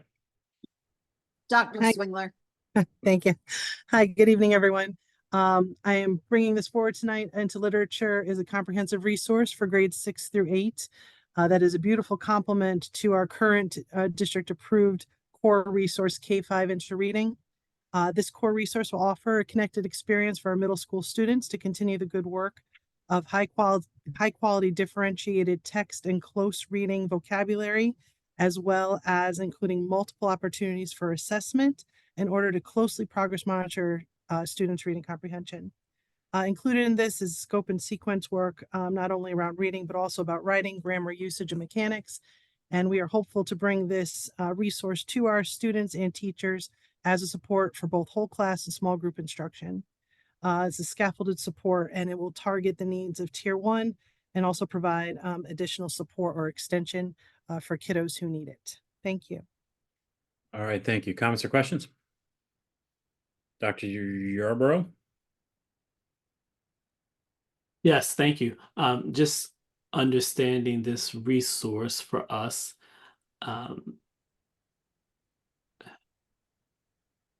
So maybe two primary questions. So this is a new contract and it's not a renewal. So have we used this vendor before in a different fashion, or we have not? Yes, we are currently working with this vendor for our K-5 core resource in literacy. This is a sister product to that will align beautifully and connect the experience for kiddos. Okay, thank you. And the expectation is that this cost will renew each year. So this is like an annual Recurring cost, yes.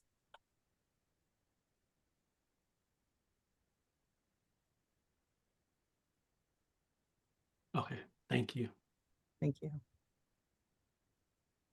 It'll renew provided we can find the funds for it next year to be able to renew Yes, sir. it.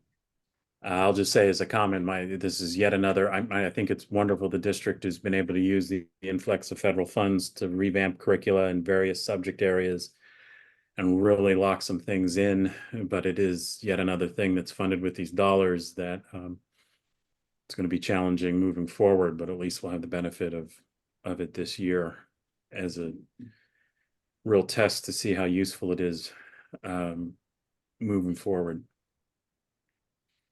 Mr. So, Wilcox? yes, Dr. Yarborough. And this might have already been done, but two thoughts come to mind. One is maybe this cost has been negotiated, but if not, I would think about negotiating it further. And I wonder if there's a multi-year option that might be significantly discounted if we agree to a multi-year contract pending the receipt of funds, something of that nature. Yes, so I don't know how this was obtained, but just two thoughts that come to mind. But thank you very much. Thank you.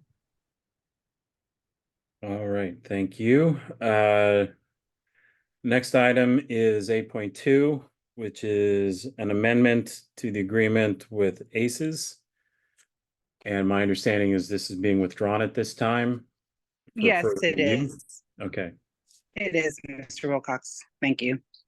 Okay, so further review and working with this vendor. So 8.2 withdrawn. 8.1. Oh, I'm sorry. I skipped right over 8.1, didn't I?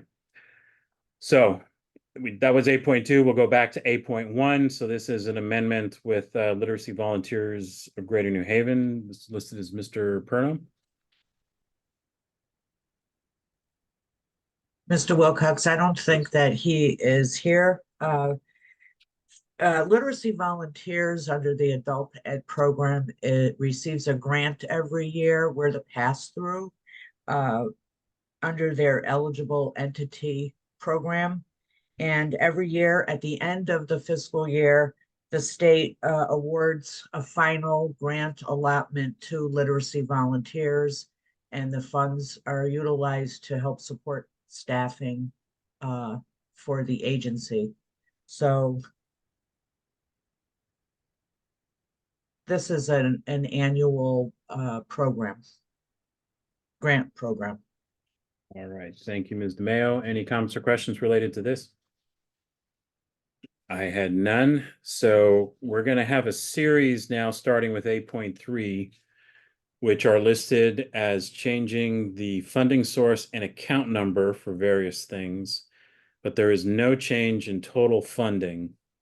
So my understanding is that would mean no change in the total funding, the scope of work, or this is merely clerical changes.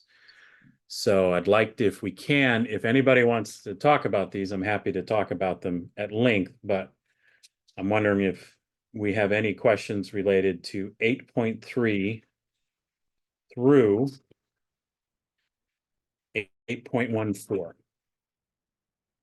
And again, each of these are marking that it's correcting funding accounts, but not changing the total funding amount. No questions. No questions for any of those. Thank you. So we would then, that means we will move on down to 8.15, which is different than the others, which is an agreement with Calvin Hill Daycare Center. So this is Ms. Diaz-Valencia, I assume? Yes. Hi, everyone. Good evening. So I'm actually going to withdraw 8.15 due to an error.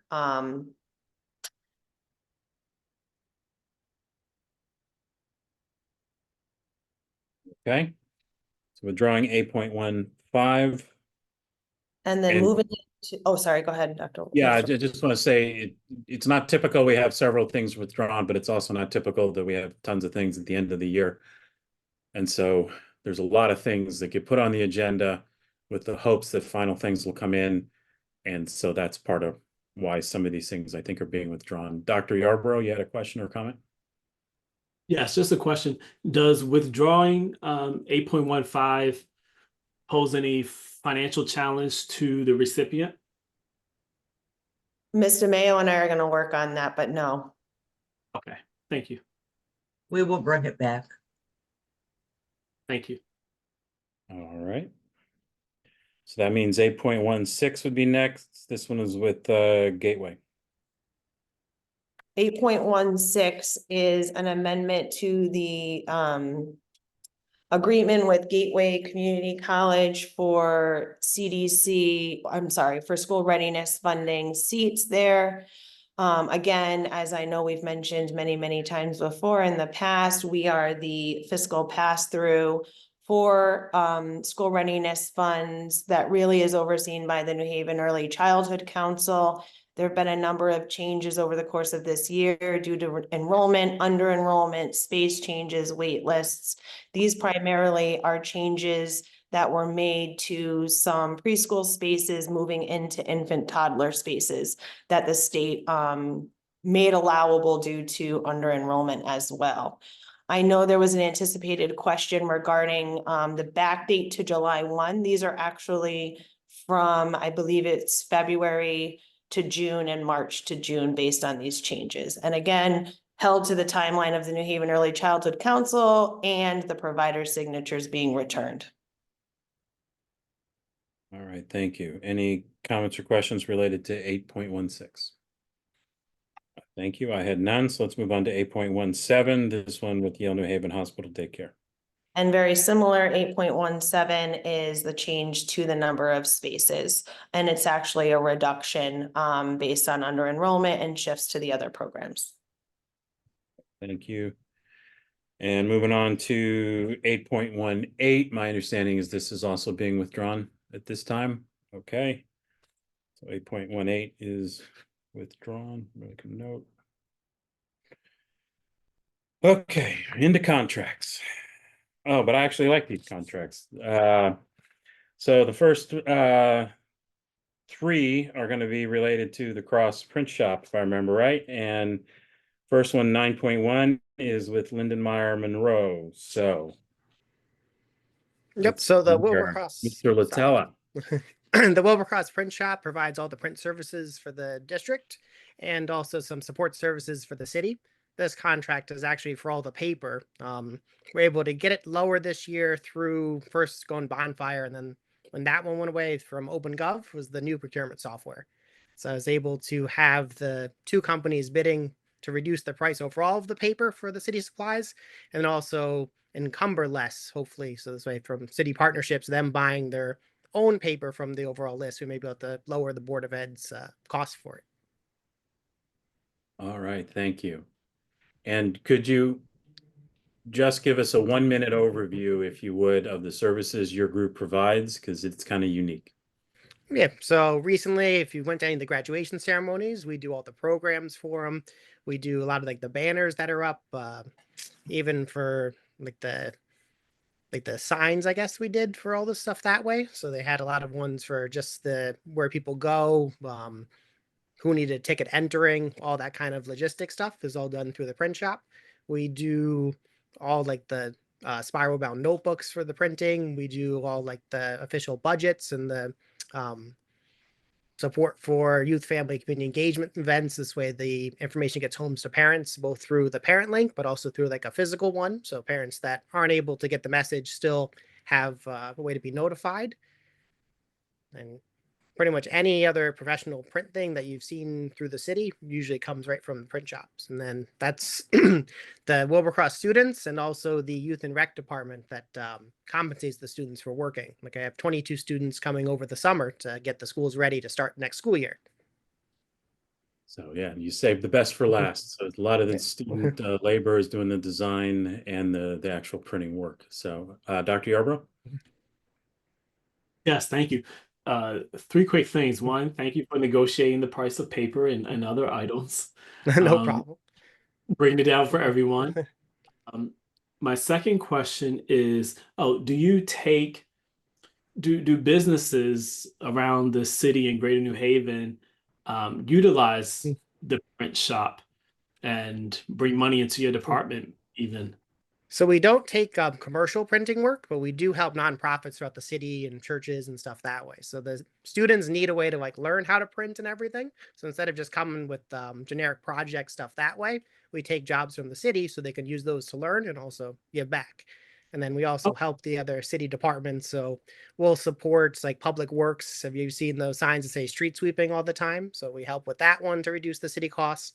We support the police department with their PAL program printing and stuff for the summer.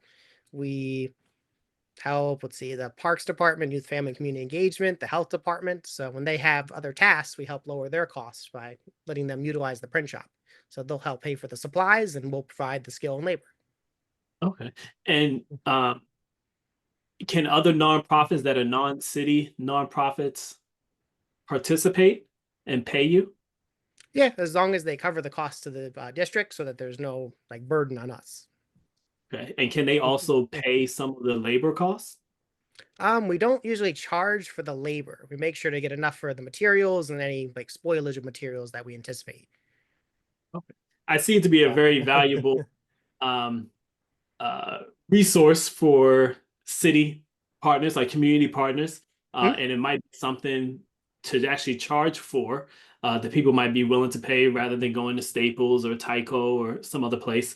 And my last question is, have students chosen this as a career path and gone on to work in other professional print shops after graduation? Or Yeah, we've can they? had, oh, sorry. We've had some go to like Central because they have actually degrees in printing, and then other ones that go to print shops around the city, which is why we try not to take the commercial work because that actually takes work from those print shops that, support our students in the future. Interesting. Interesting. I see. Yeah, I see what you're saying. Yeah. Uh, yes, I think there might be a middle ground there where even some Yeah. of the nonprofits that may travel further out to pay would pay the city or pay the school for those services. But thank you very much for the training that you provide and the work. Yeah, no problem. I enjoy it. Yet another unique thing in New Haven schools that is just great. And as I've said several times in the past, one of my first real job defined as the government took money out of my check for taxes was in a print shop. So it's just kind of fun. But then it was like you had to like carve things into stone. That's how long ago it was. But Yeah, we got rid of all the letter presses and hopefully continue to invest in equipment to make things a little more efficient. Yeah. All right, so let's move on to 9.2, an agreement or award a contract with MGD Graphics. Yep. So the first contract was all the paper. This is pretty much almost everything else. All the ink, the metal plates, the parts for servicing the machines, and then any type of maintenance or upgrade for the machines. This way we can further reduce costs and kind of keep things running and still provide a current education for the students. Some of our machines are a little bit aging, so we're trying to update them so this way there's less spoilage and the kids actually learn on more current machines. All right, thank you. And finally, 9.3, Spiral Bounding LLC. Yep, this was again going through that OpenGov portal. We were able to find another vendor that was able to provide one of the equipments. This is actually the one that provides spiral bound notebooks for like over the summer. So we do like the engineering notebooks, the English notebooks, and then a lot of the workbooks the student or the schools can get through us instead of having to go out and purchase them from publishers. This provides the spiral binding so that we can put them together efficiently. All right, well, thank you, sir. And do we have any Thank you. other further comments or questions related to this? Hearing none, thank you again. It's always a pleasure to see you, our annual visit to approve your materials. Thank you. Thank you. All right, so we'll move into 9.4, and again, so 9.4, 9.5, 9.6, 9.7, 9.8, and 9.9 are all renewal options of contracts with vendors we've worked with. By definition for these, this would be work that the renewals have to be built into the contracts at the beginning. The options are if the district chooses to, and the vendor chooses to work for the same amount of money, for the same amount of work, or the same work that we will renew their contract for a certain number of times. So are there any comments or questions related to any of these? And again, that was 9.4 through 9.9. Dr. Yarbrough. Yes, I generally support these, and my question is just whether these are accurate estimates of what our costs are, and if not, if our costs are higher, how do we keep track or keep in front of, let's say, the board that we actually incur more costs than what the renewal says? Versus like change order surprise. That's my only question, but I do support the renewals. That's a good question. My answer would be, and anybody feel free to correct me, is that yes, the change orders would be the things that would be if there was some issue.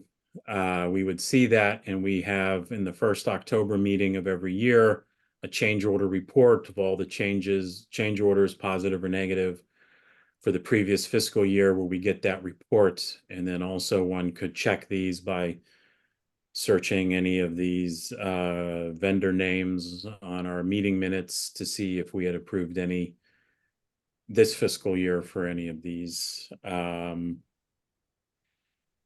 We see so many of these, I wouldn't want to hazard a guess if we've had any change orders for these particular 5 or 6 contracts, but the information is easily found. Thank you. And this goes through which number? 9.4 through 9.9. And again, these are all renewals of, like renewal 404 or 303 or 304, etc. So these are Yes. all renewals, and because each of these has reached the end, this is the final renewal option. So all of these will have to go out to bid next year through the regular bid process through the city. Thank you. All right. So we will move on to 9.10, which is an award of contract with Allstate Fire Systems. And this is Mr. Erline. I think a lot of the rest of these are. All the way to 9.17, Mr. Wilcox. Thank you, sir. So hold on for the ride, folks. I'm going to try to move fast, talk fast, and I'll pause for questions. Mr. Wilcox, do you want to introduce each one of these items after I'm done? Do you want to move on to the next one? Please, since a lot of them are, some of these are renewals, but at least this one is a new award. Okay. Yes, sir. All right. Award of contract with Allstate Fire Systems, also known as Encore Holdings, who is the current vendor that services our fire alarm systems throughout the district. This is for the new fiscal year in an amount not to exceed $210,000 funded through capital accounts. The contract itself was increased from 100 and I believe 50,000 last year to $210,000 this year because of the need for change orders last year, and we're trying to cover the true costs of maintenance and repair services. Dr. Yarbrough. Yes. Thank you for writing that in number 6 of this form, and thank you for thinking about it and putting it in this way. Thanks. Sir. All right, thank you. So let's move on to 9.11, which is Allstate Fire Systems also. That's correct.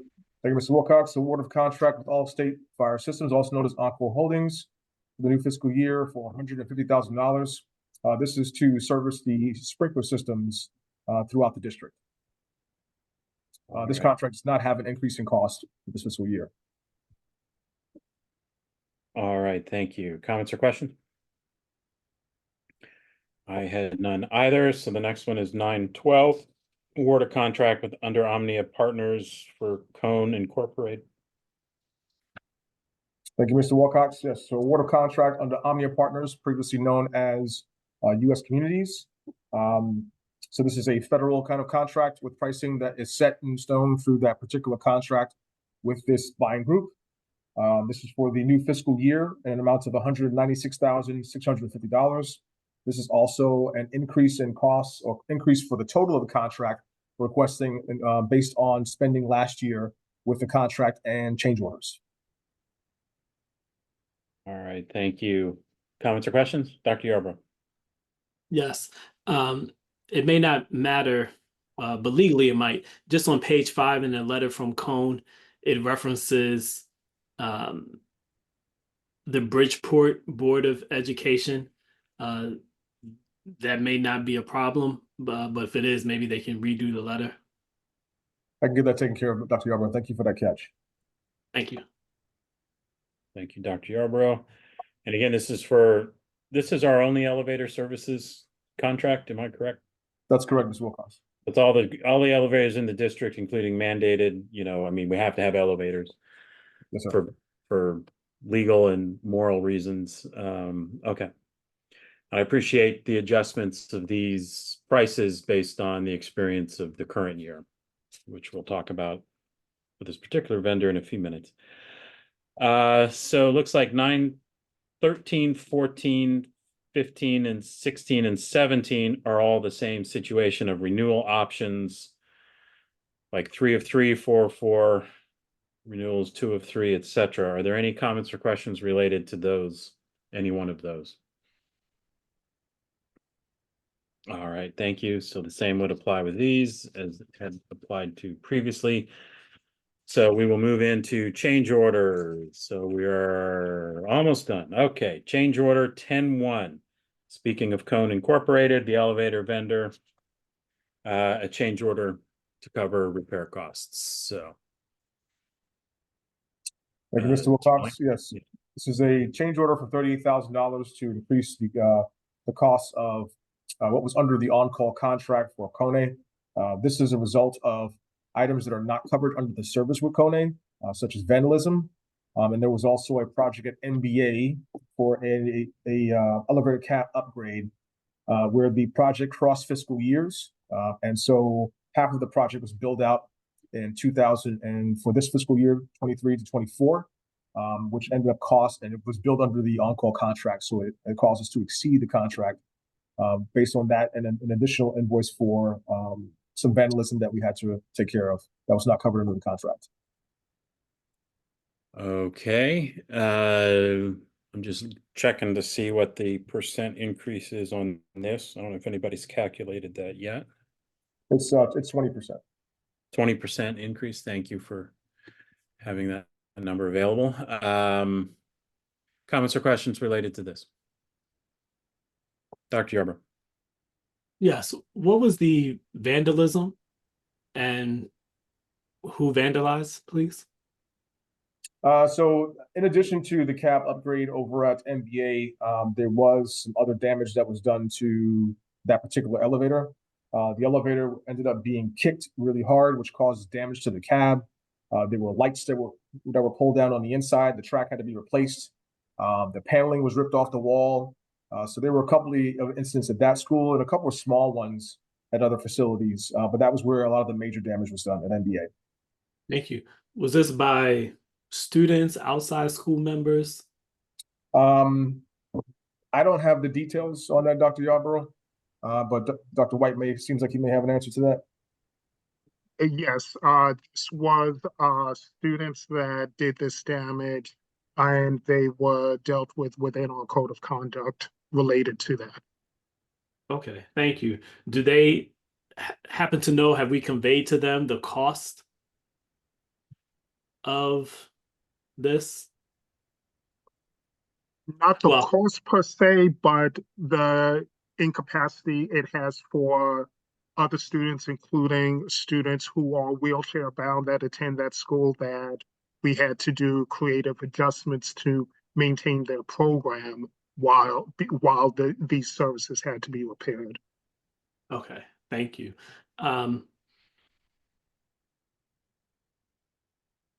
Yes, so I don't know. It may not be within guidelines, and so if it's not, don't do it, of course. But future considerations is that maybe people have to know the cost to repair what they've done, and they be charged that cost. And perhaps through community service to the school, to their particular school or somewhere else, some of that is recouped for a period of time. That might already be in place where people have to do things. But if the repair was major, at least it sounds like it really had a big impact on the function of that school, who used the elevator, and it's enough for it to come through us, and it's written down. Yeah, just a way for students to maybe second guess in the future what they might do. But thank you very much for everyone taking care of it, and our elevators in other ways. So thank you. Yes, thank you.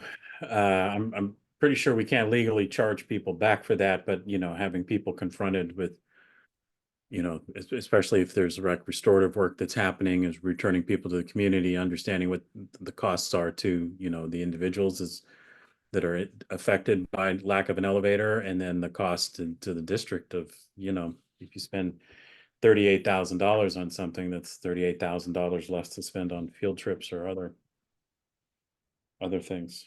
My recommendation on this one is a couple sentences be added to the overview that's on page 1 of the backup material, just to add a little bit more to try to talk about what the damage was. And then also, I think it's important to say that based on this, the award of contract was increased for the next fiscal year because now you have better estimates of what things might cost. I don't know the best way to say that, but I'm sure there'll be other board members that will be looking at this, and members of the public reporters, et cetera. So just being able to have a little more detail, people then can always request if there's other detail that's needed, but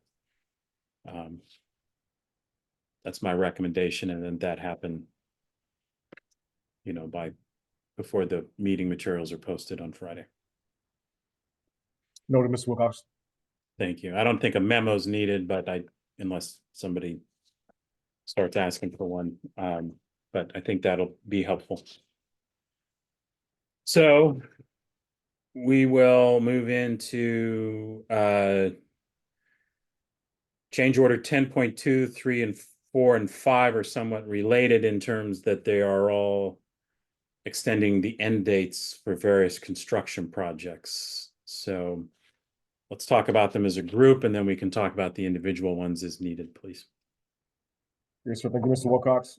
So as stated, these are change orders all related to playground installations. The projects will not be finished by June 30th, and therefore we're requesting approval to move these projects over to the next fiscal year and extend the date up until, of course, the liquidation period. We're moving the dates to the end of the fiscal year, but they will be completed before the liquidation period for any projects that are funded through any type of special funding programs that have a liquidation date. Okay. Comments or questions about 10.2, 3, 4, or 5? Dr. Yarbrough. Yes, if you could help me understand the liquidation date and what that means. And also, I mean, it would be great to be able to play on the playgrounds this summer. So I'm curious why the delay and what's the anticipated completion? Sure, I'll have to talk about those somewhat individually, or at least grouped by vendor, in order to explain what I found to be some of the causes of this. But the liquidation date, when there is a special funded source, for instance, if we're talking about Head Start or we're talking about our ESSER, that money has to be spent and invoiced by a certain date, and that's the liquidation date. Thank you. And the projects themselves, when it comes to Compan and doing projects for Martinez, Mayo, and Brennan, unfortunately, those projects have not started at all. So, Dr. Yarbrough, you know, with the absence currently of our project manager and COO, I picked up doing these projects and just discovering where they are. And so what I can say is that the projects just had not moved for various reasons. It could be questions on completion date, questions on funding sources.